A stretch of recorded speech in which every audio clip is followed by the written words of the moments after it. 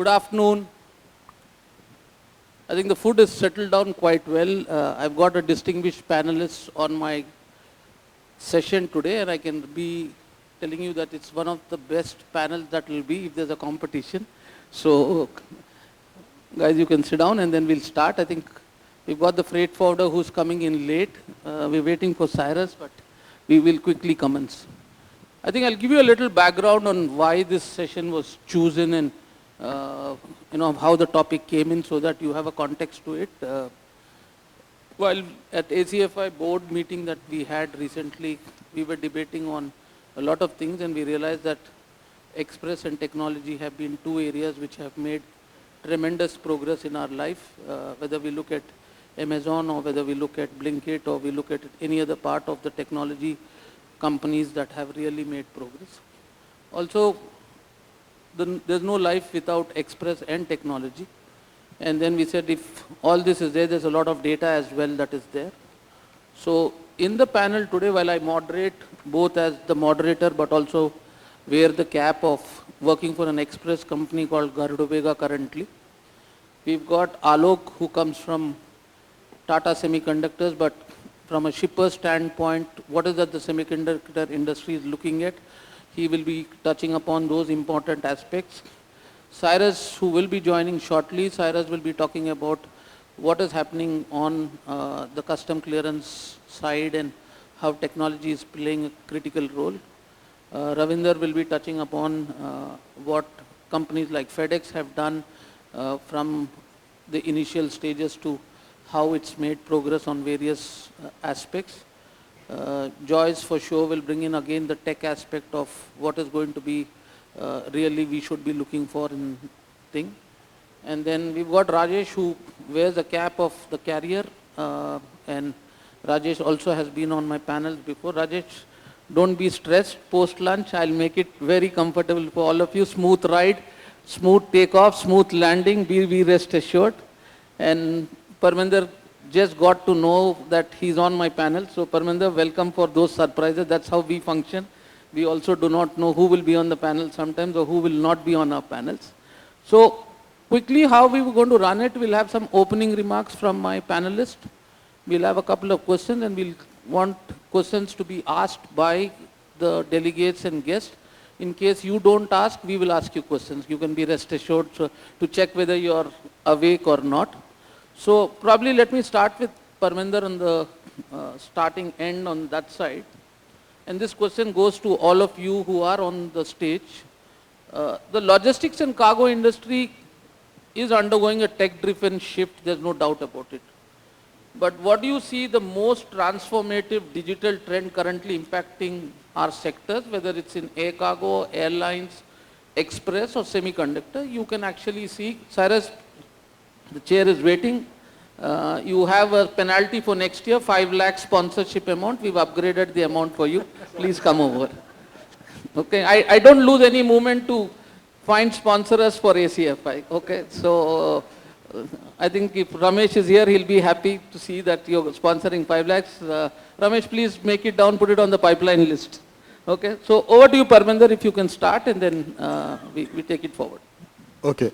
So we all know how important role technology plays in logistics sector. It's something not new to the trade. The technological shift started way back in 90s when customs started having shipping bill and bill of entry online process. Of course, it took a lot of many years and effort on their behalf only, and to goad the industry also to adopt that they should file it online. And till the time customs didn't kind of mandate it, people were still comfortable in going on a paper trail over there. Slowly, things have evolved now. Look at the situation, 90s till now, the volume has exploded like anything. And without technology, this volume could not have been achieved. Leave alone the bill of entry, shipping bill, everything. Airlines going e-freight ways, e-airway bills, airports having cargo community systems, having a single window process where all the data, all the trade partners on a same platform. Without that, and the latest, if you see your express industry, without technology, it would just not have been possible. Without technology, all these quick delivery parcels and all that is all at the back end. The technology plays the role over there, which has leap bound for the whole process to have and process things much faster and all that. Challenges are there, still challenges are there. There will always be some challenges or not, and that's why it should be, because that gives people like us to overcome those challenges with technology also, so that we can bring in new technology. Till the time technology doesn't come on its own, it has to follow the what the user of technology needs. Okay, what are his pain points? You have to address that. We can't impose technologies from top to them. It has to be a handheld kind of an operation. You need something, technology will come up with something like that. Of course, they do innovate and suggest new things, but it has to be practical about that. You can't just impose anything down the throat of the industry. Kenny, you have to do it like this way. So it has to be a collaborative approach. So that's where the technology plays the role now. Thank you, Parminder, for setting the context. Maybe, Rajesh, from an airline standpoint, over the last few decades, a lot has changed in technology, from a manual trim and load sheet to a lot of other things, from manual ticketing to airway bills also being written in domestic. Probably you can throw some insights before I get to Joyce. Surely. I think from a Cathay Cargo per se, rightly said, from 1990 onwards, where we are now, I think I'll add relevance by breaking it into two parts. One is your internal and external customers. When you look at your internal, external, what they're looking for is ease to do business. And that's where we are invested the maximum.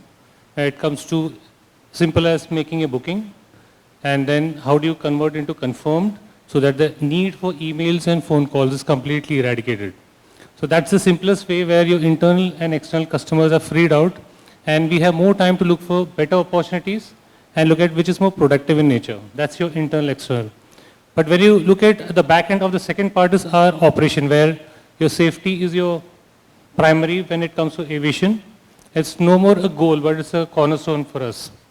So when we look at that, what we feel is how do we encourage our digital model to be further enhanced. A classic example is our CCTV in our cargo terminal is having this algorithm where an unauthorized person, unattended cargo gets tracked immediately if it's inside the area.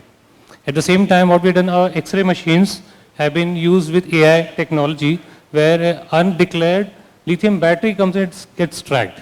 So these are simple things which you take care of your operational quality standards through technology. That's one. At the same time, on the other side is about how do you create an ecosystem for your internal and external customers where the unproductive way of working completely stopped. So I think technology is a way forward. I would say that we are very late when it comes to accepting technology into our industry. I think it's high time that we fast track this and make it workable. Thank you. No, great. So maybe Joyce, you have a lot to share, but maybe your first thoughts on the topic. So for those who do not know Freightos and Web Cargo, my name is Joyce. We are a software company starting in 2008. We focus nothing but digitizing, standardizing, and helping freight forwarders build their rates in a standardized way so that they can share across different offices, across different countries, and across different agents.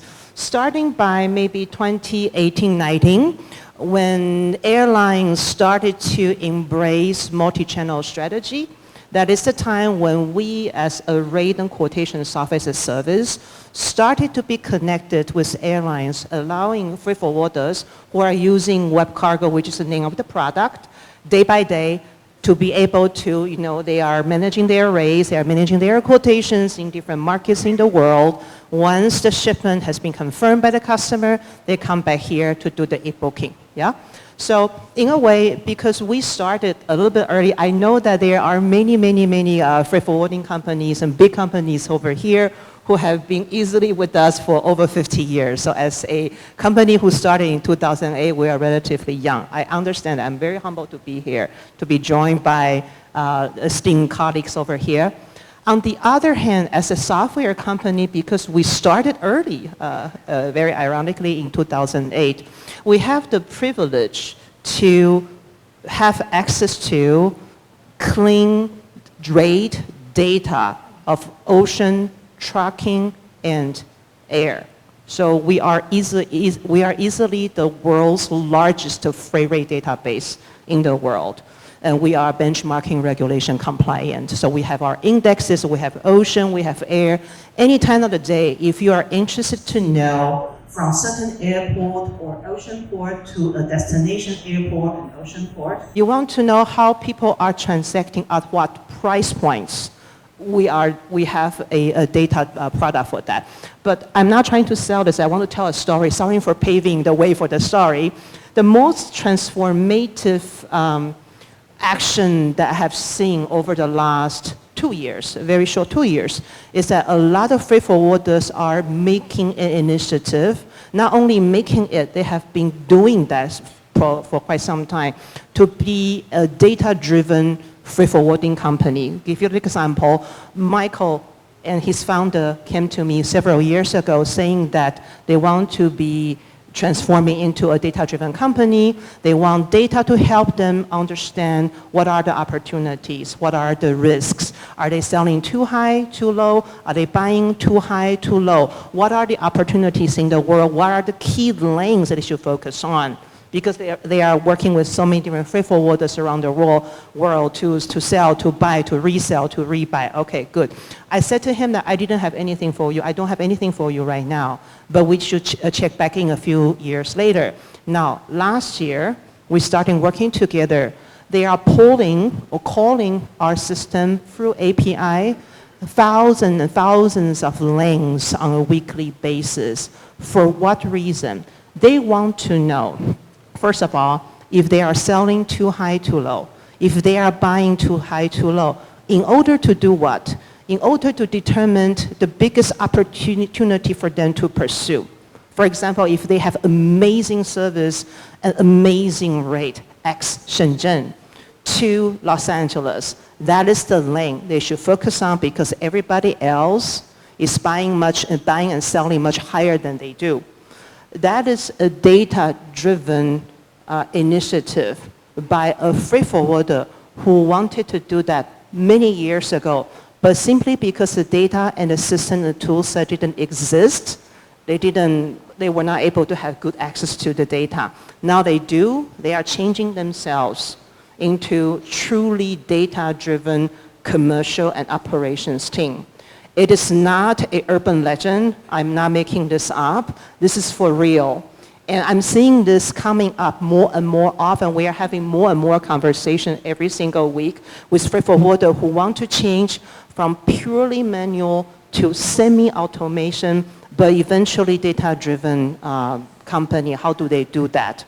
So this is one of the most transformative. So, Joyce, we will come back to that. I think let everyone do the opening remarks and then we'll get to more specifics. So let me go to Ravinder because FedEx for me is one more of a tech company managing parcels efficiently at Memphis or any other location.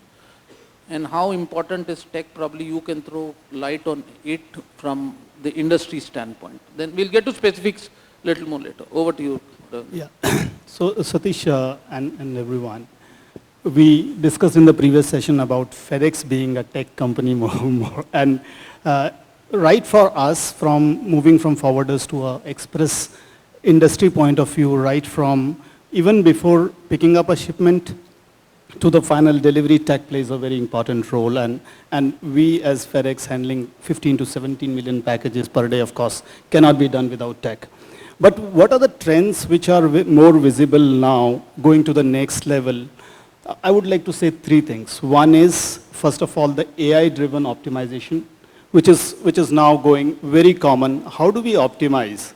And some of the examples are like when you have data from your network, when you have data from predictive analytics, and then you have data which is based on your customer interactions. How do you put all of them together to form a dashboard which talks about what can be your backlogs, how do you manage your volumes?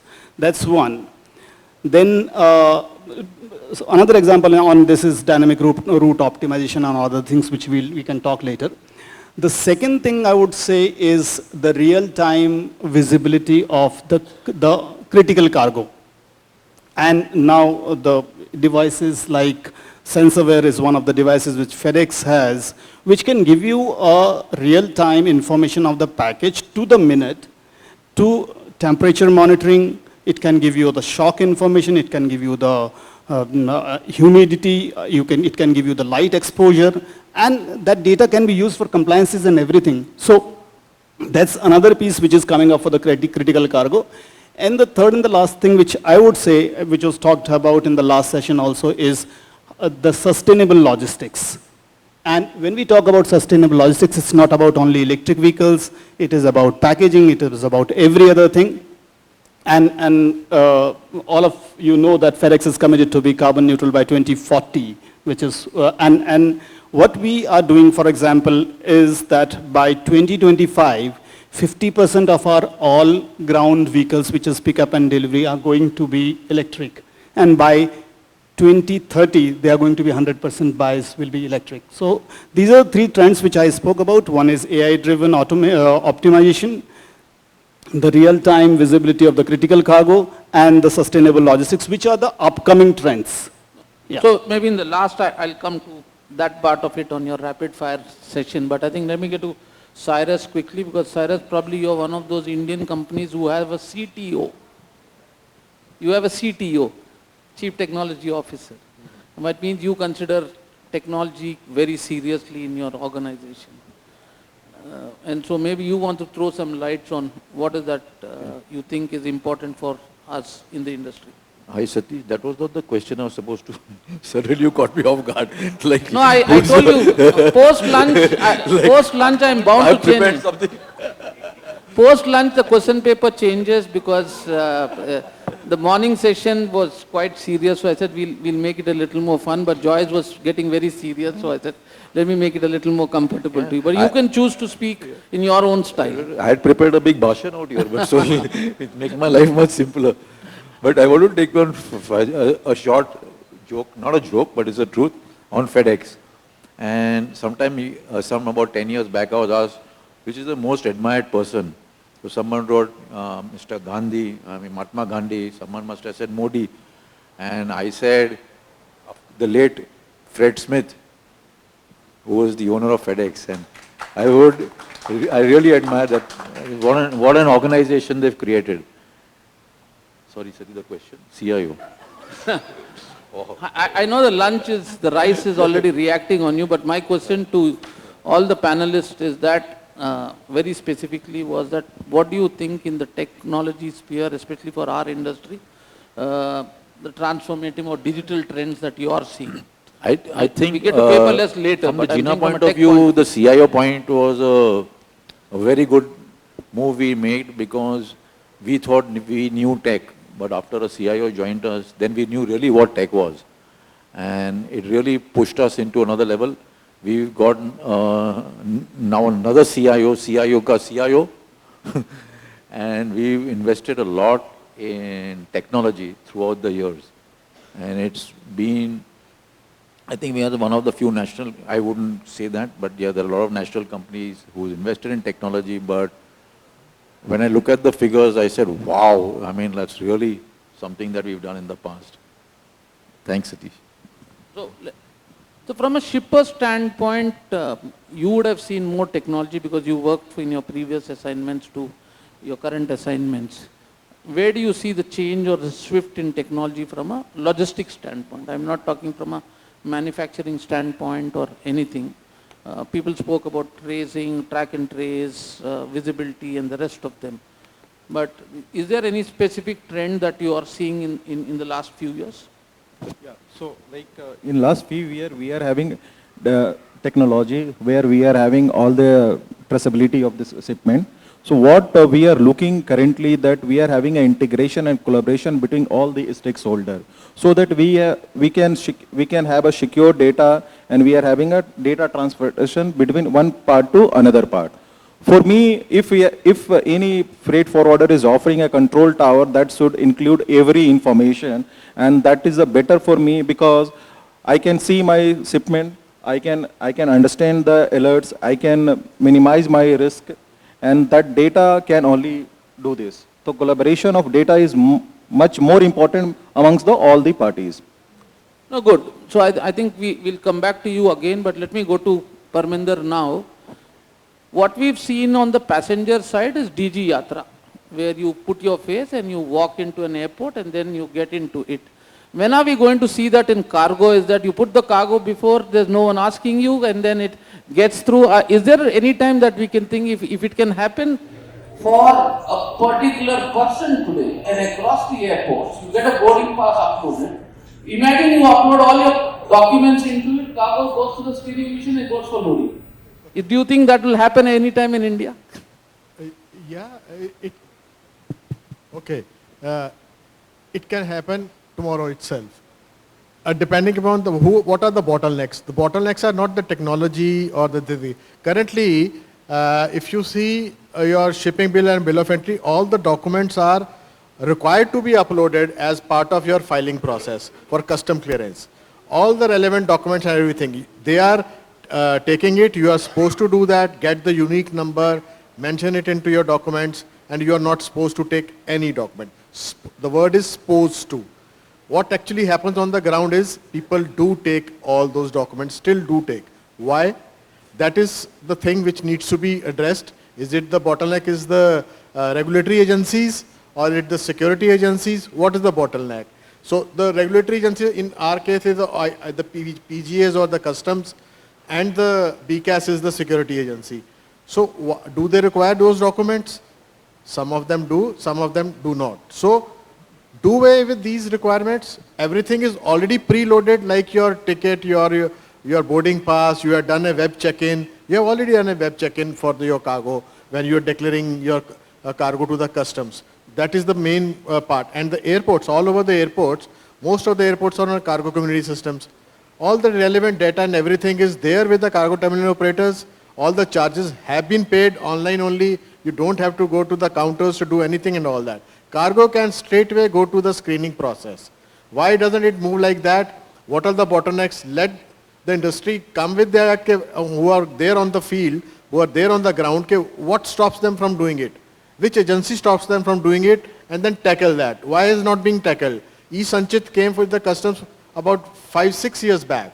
During the COVID period, everything was going the way we wanted it to go. So why have we fallen back to the old methods? During the COVID period, not a document was being asked, it was just going, everything was going. No person was visiting literally at the cargo terminal, only the trucker was going, discharging the cargo or picking up the cargo, and things were happening it. And COVID gone, we are back to the square thing. So that means technology is there, methods are there, everything is there. We just need the will of the implementing agencies to let it go like that only and follow that. And believe me, the dwell time and all that, we don't even need those studies. It will just go just like that. It will just vanish. Capacity building and all that, that is a physical process. Whether we have the capacity of the carriers or the terminal operators to handle that, that is something different. But technology has already taken over that, is delivering its role as playing the part it is supposed to play the part to make it happen like that. It should happen like that. Why it's not happening, that needs to be thoroughly discussed and tackled. Let's tackle it now. We have discussed it many times. Thank you. I think some good points have come out, but are you saying that if COVID comes, people will fall in place? So yeah.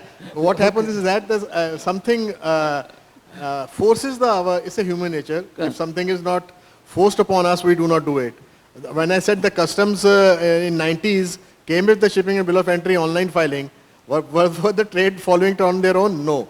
I remember the times when I used in 2000, early 2000, I used to go to the custom brokers and say, okay, here is the software which can file your shipping bill online. You don't have to send your people over there. And you know what response I used to get from them? He says, okay, no, I can't give internet to my staff. They will waste their time looking into the internet and watching things like that which I was not supposed to do. So I will not give internet. Internet was only on the owner's system, and he will use it only for email. And look at the system now.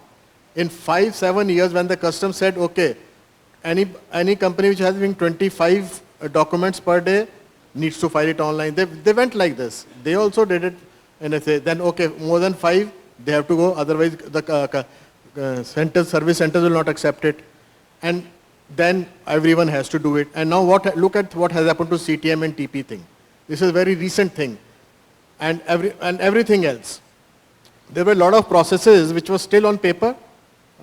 TP, CTM, filing, getting your inward date setting and all that.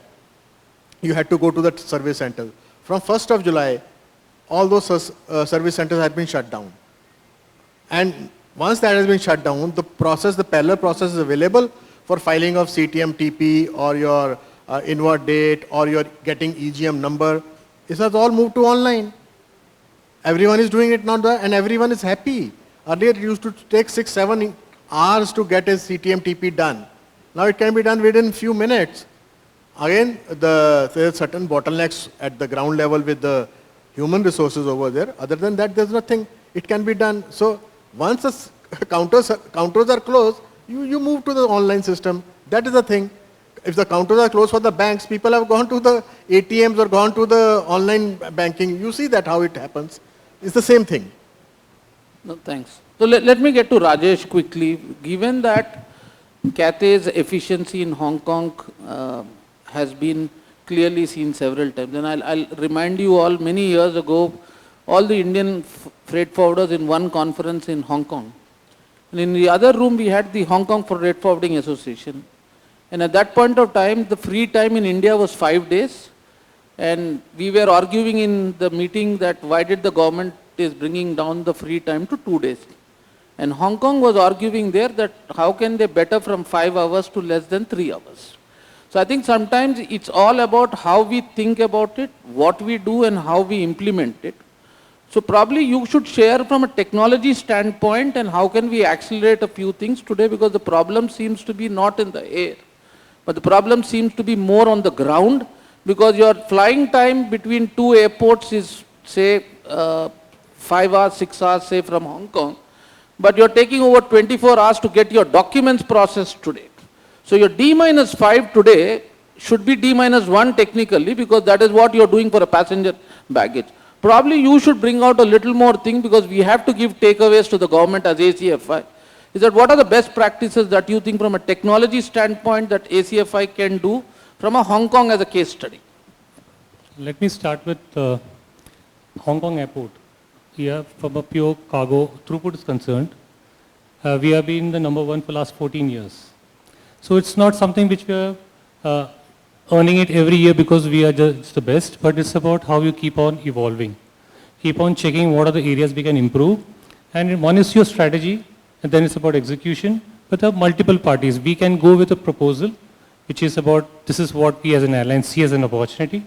But there are multiple parties, that's forms of the government, the airport authority, who's all working together immediately to see that is there a scope to make this a workable strategy and we can implement it.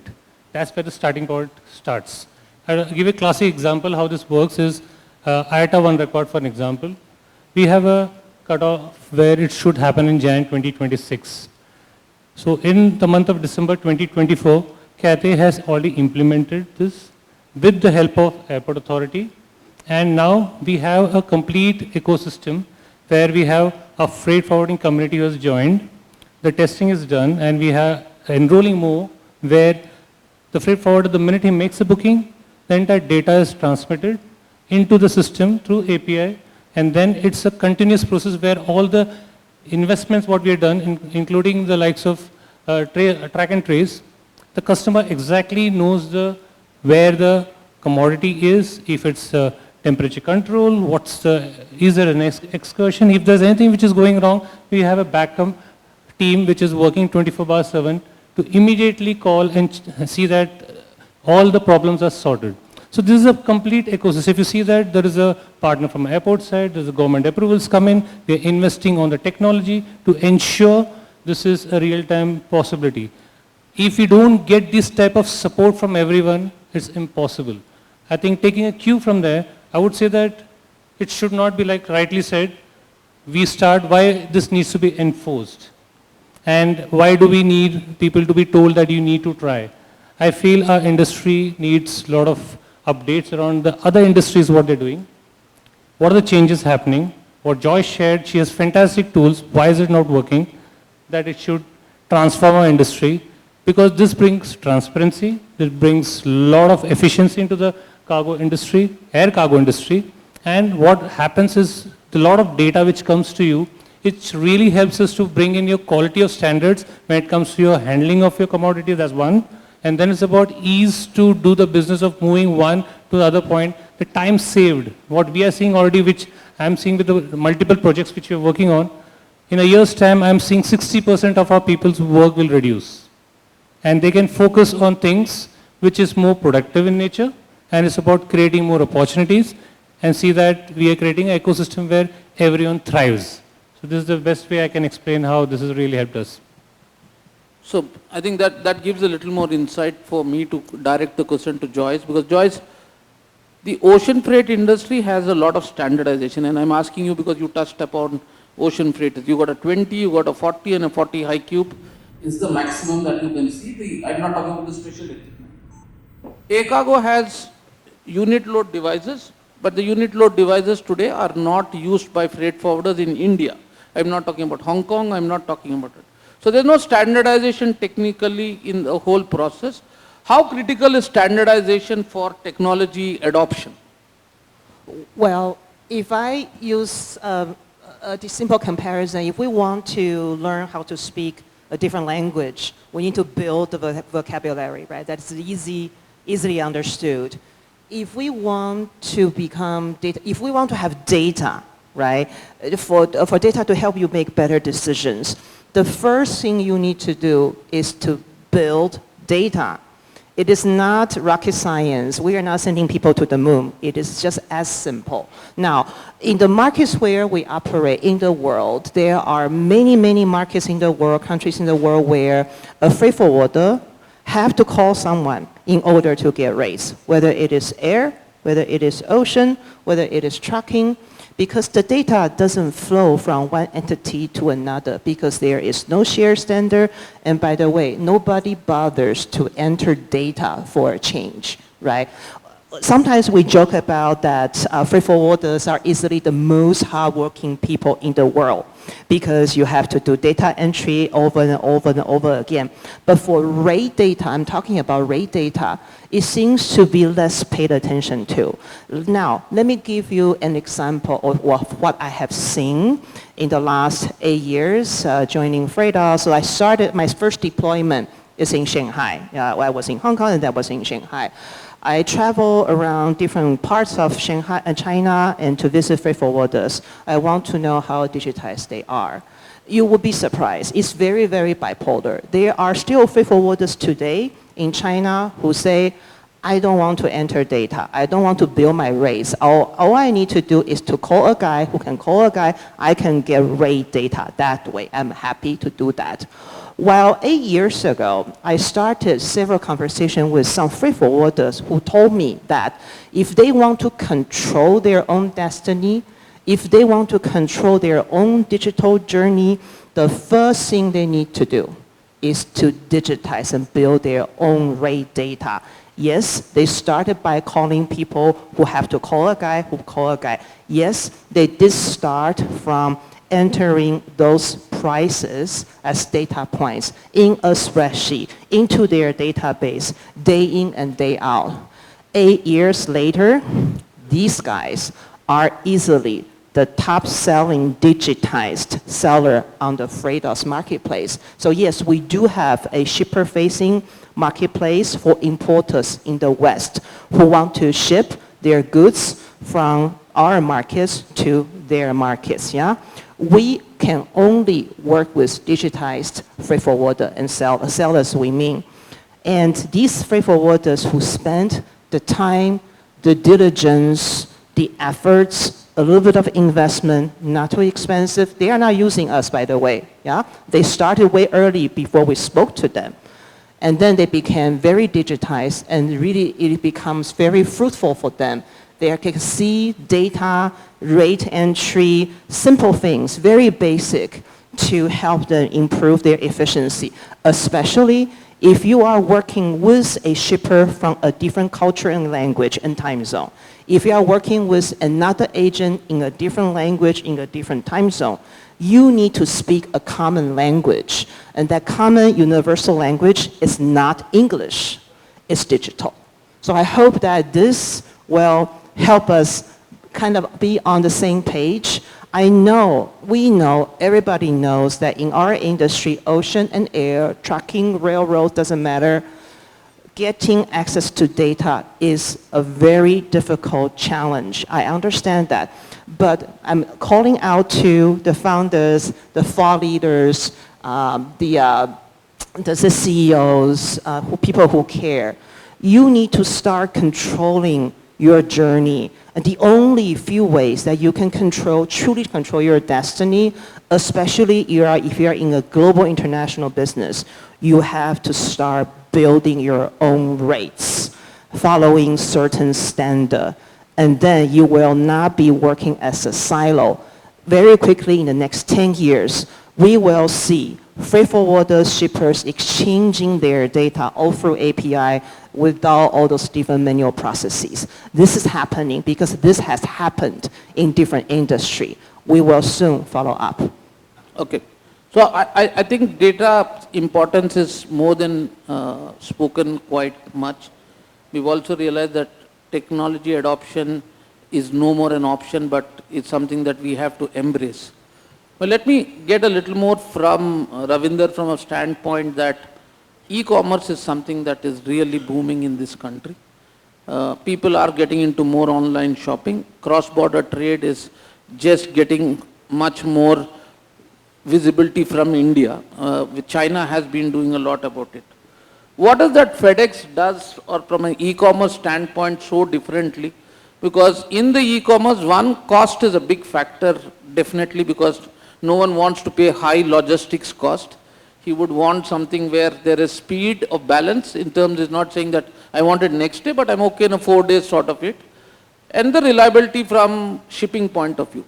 How critical is the technology in the whole visibility? Because in the starting of the session, we also spoke end-to-end visibility. You spoke about the traceability aspect of it. How much is the technology part really driving it more than the aircraft carrying the cargo today?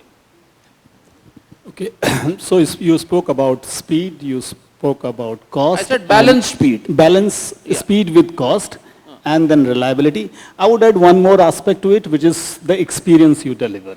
Correct. And when it comes to FedEx, we think that technology not only speeds up or optimizes the entire operations, it also helps us look at customer preferences and all, which helps us deliver a better experience.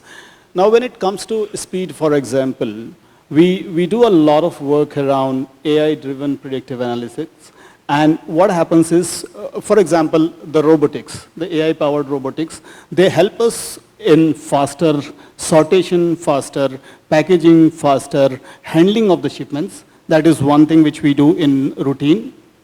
You look at the automated aircraft loading, which is again an automated process. One of the tools which we use, for example, is a Sparsh, which is again a RPA bot, which helps us to speed up the cargo, the filing of the paperwork, the faster filing, or review of the manifest, or for that matter, in terms of classification. So that's the RPA bots which we use. We also use Surround in collaboration with Microsoft, which gives a near real-time visibility of the shipments. So that's from the speed point of view. When we go to reliability, we have something called FedEx Delivery Manager, where the end customer can adjust the delivery schedules as per their choice. Now what happens with this is, your last mile success rate increases a lot. And of course that helps you to reduce the cost as well. We have introduced some time back a picture proof of delivery. So when your shipment is getting delivered, the picture is available, and it's available on FedEx.com. So you are able to see the picture, and that gives you a lot of confidence in terms of how the shipment is getting delivered. So these are the tools which help you. I spoke about SensorWare. You at the first question, yeah.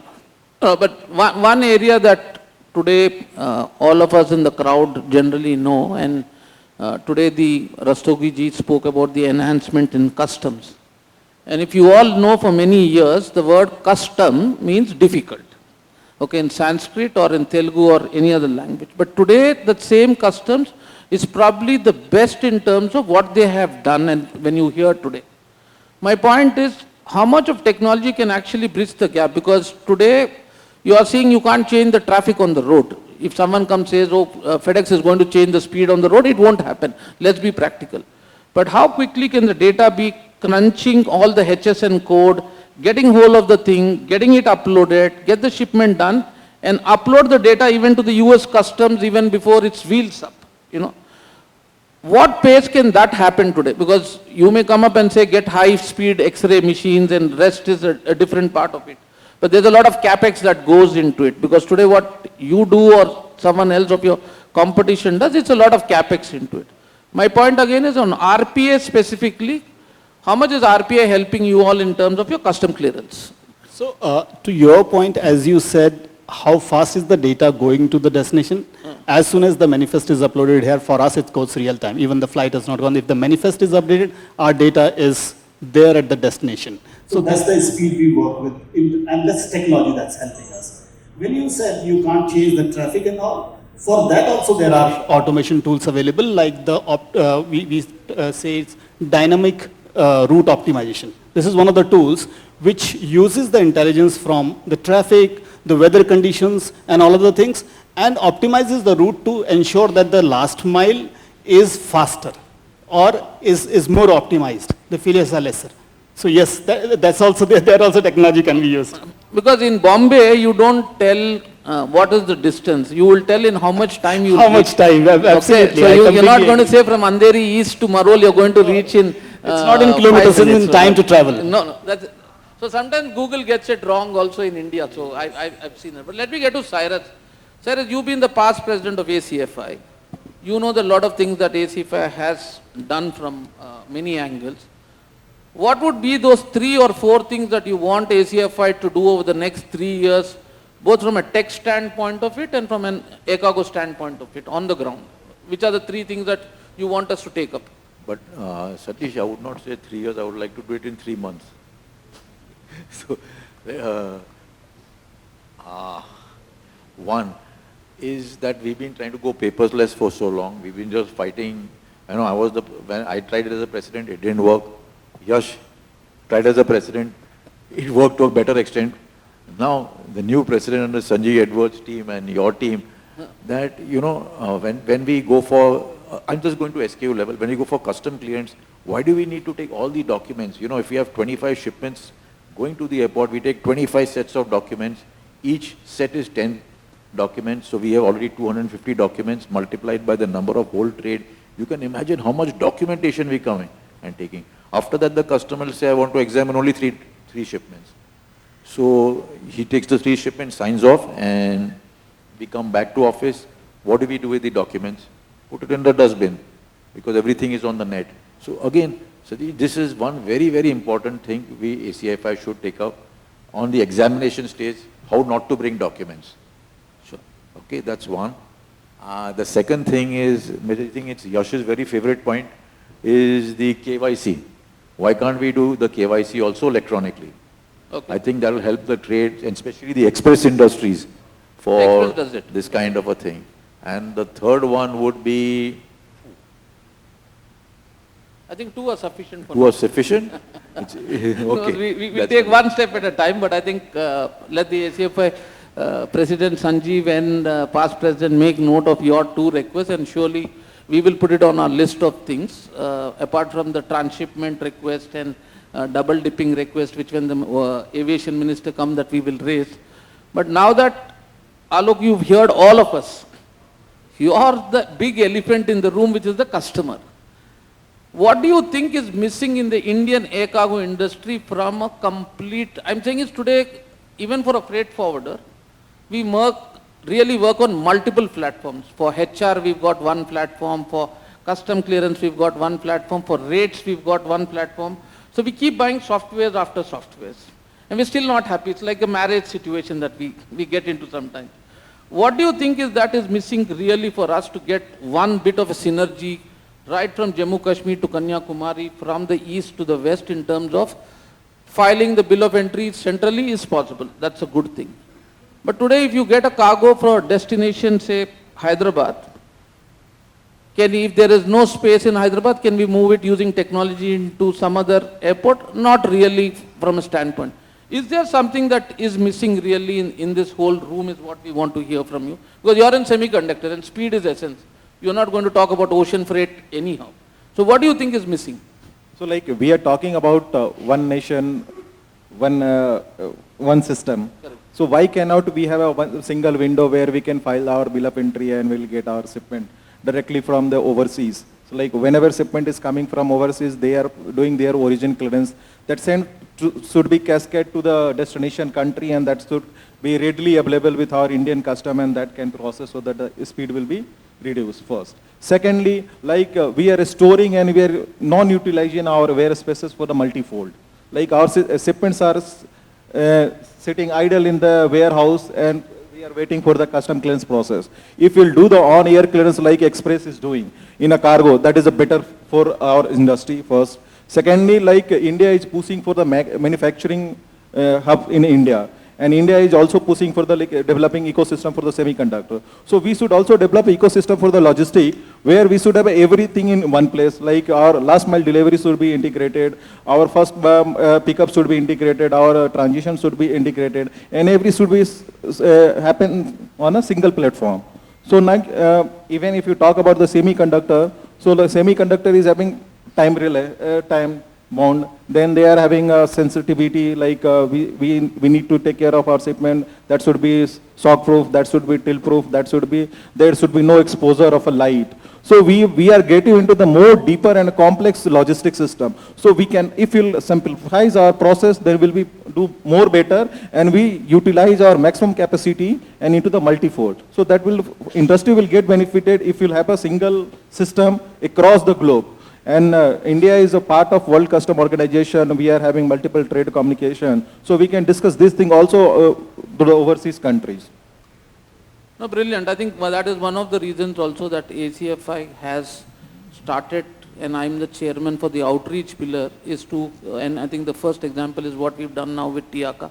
We will do it with more, to see what are the best adoptable practices that we can also bring in terms of into India. But the truth remains, we've come a long way.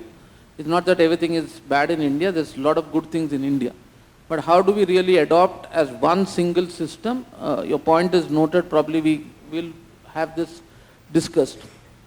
But quickly, to just get the last bit of rapid fire from Parminder in one answer, in 1 minute, Parminder, what should be the highest priority now for us from a tech logistics standpoint? I'm saying, what do you think that we should be doing over the next 12 months? And this question is to all the panelists.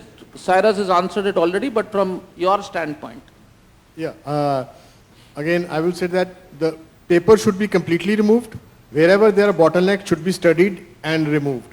What Alok just said about the WCO, this was a long term I had discussed with the WCO platform about someone's export documentation data to be some other countries simultaneously import documentation and data. No need to redo it again. So these things, WCO has some reservations about that. What are the reservations?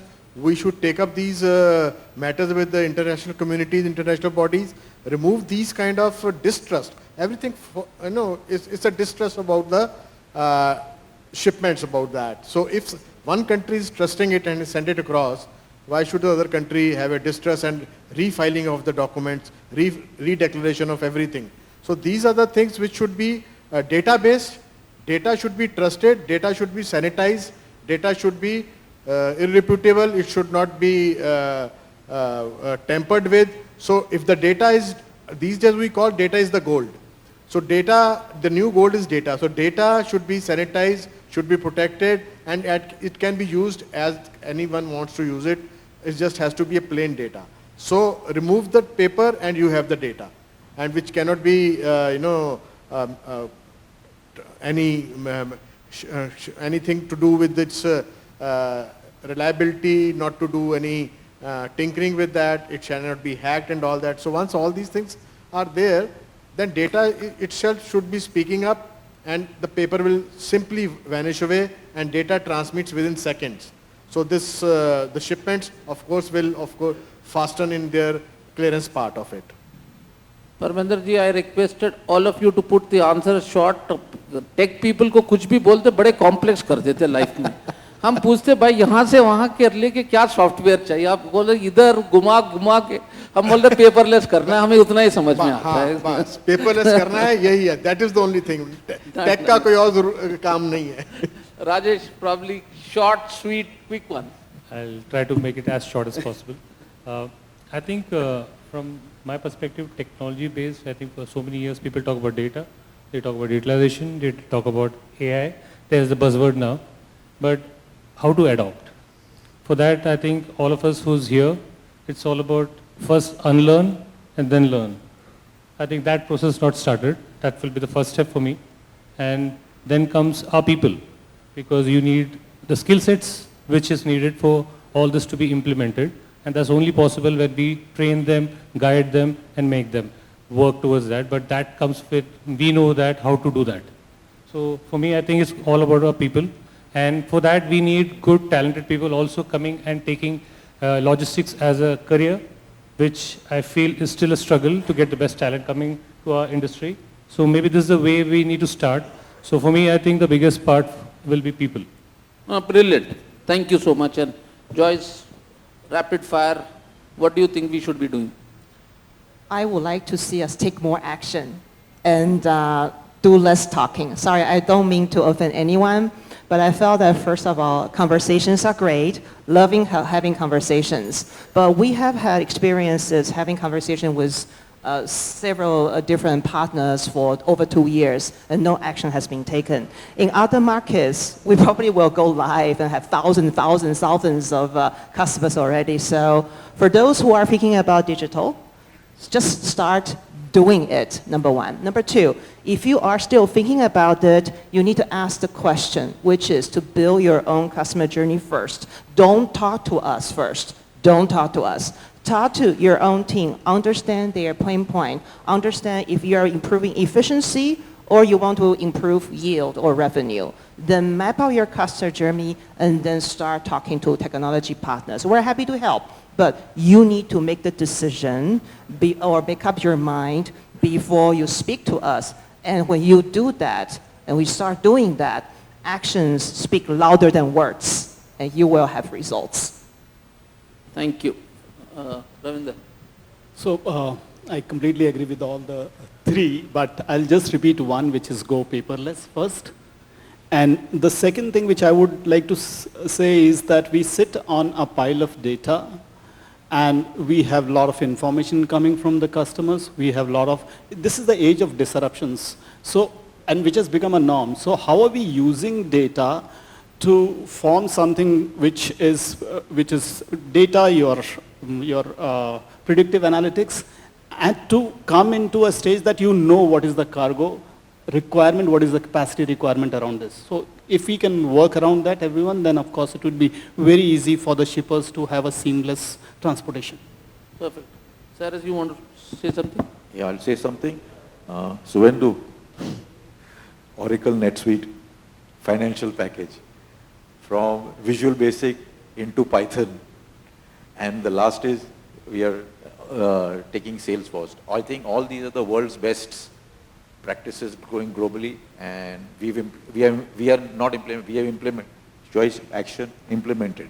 Okay, that's it. The next thing is OCR, AI, Okay. and robotics also implementing. No, Thank you brilliant. very much. OCR I is want all my other colleagues to also do that, because to stay in business.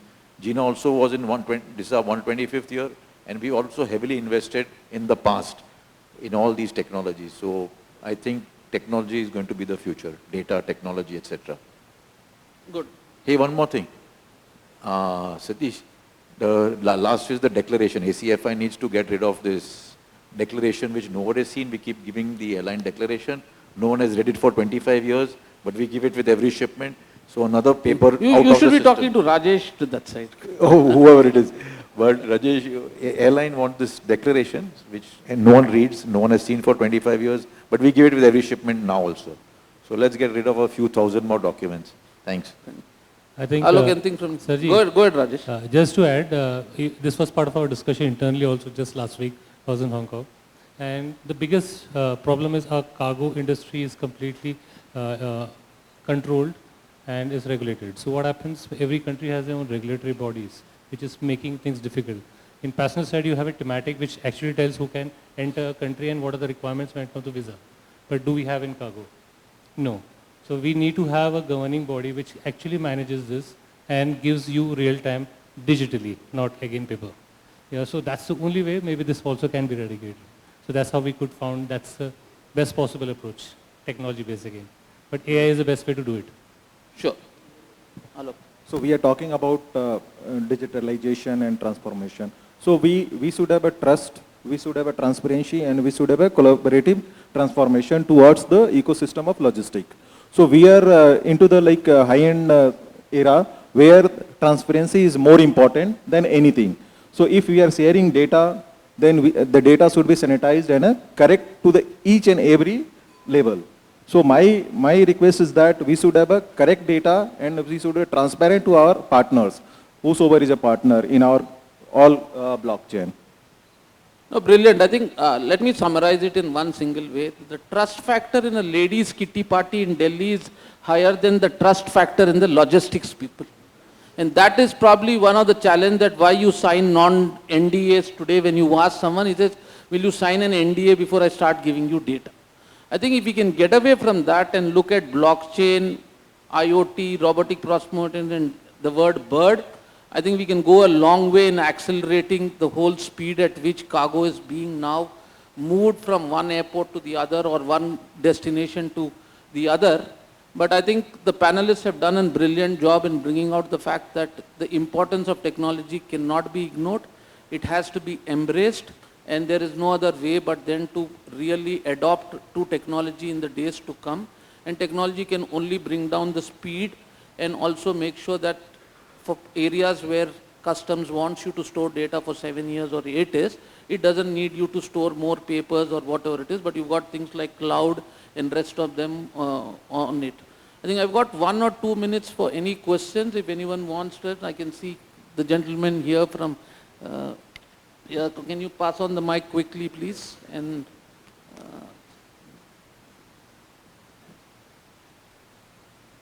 Hi, Vijay from ACFI. Not a question, but more of a clarity. As far as Express is concerned, from 2017, we have a totally paperless import clearance. And from 2018 odd, we have export, which is totally paperless. Second thing is that each and every shipment that comes in, the reconciliation is also done online because everything is barcoded and the barcode gets it. Actually, we keep saying that probably it may be a good idea to learn the process that has been set in Express and see what needs to be done in cargo as far as paperless movement is concerned. Because if the same customs can give a totally paperless system, of course the industry funded part of that exercise, but if it can be done in Express where the number of shipping bills and number of bills of entry are probably twice the size of cargo that gets generated, then why can't it be done in cargo? That's one. Second thing is now is a good time because customs is moving into a completely combined information system. That is, they're going into one platform for cargo, express, as well as post and other special things like gems and jewelry. We made a position paper and have given it to customs, saying what are the next steps that we want to be done as far as our technology systems are concerned, as far as customs clearances are concerned, it may be a good time for associations like ACFI also to engage with customs to actually give the wish list of what needs to be done as far as customs clearances are concerned. They are probably going in the next 2 or 3 months with a major tender for that. Thanks. No, so I'll give you a quick update also. The reason why this panel was made is to adopt and embrace the good practices of express industry. Also on the board of ACFI, we've got Suvendu and me now probably trying to put some aspects of express for it. So thank you for your inputs, and we'll probably contact you as ACFI to see what we should be also doing it and speed up things, and which is why the session is titled Accelerating Express in terms of what we can do. So thank you so much for your inputs. Anyone else who has, can't find anyone. So thank you so much, and a big round of applause to my panelists who've done a great job in taking the brunt from me, but also I would like to hand it over to Reshma, because Grace is the sponsors for this session, and Vadwaji said that he wants to sponsor this session, so thank you so much.